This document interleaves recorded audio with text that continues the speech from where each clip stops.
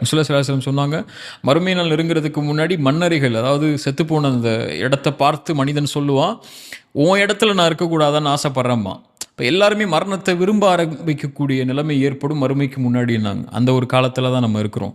எங்கே பார்த்தாலும் யாரை பார்த்தாலும் சோகமாக, யாரை பார்த்தாலும் மகிழ்ச்சி இல்லாமல், யாரை பார்த்தாலும் எப்போ பார்த்தாலும் இருளில் உட்கார்ந்துருக்க மாதிரி, ஐயோ வாழ்க்கை என்னடா வாழ்க்கைங்கிற சொல்கிற மாதிரி தான் எல்லாருடைய பெரும்பான்மை மனிதர்களுடைய வாழ்க்கை இருக்குது.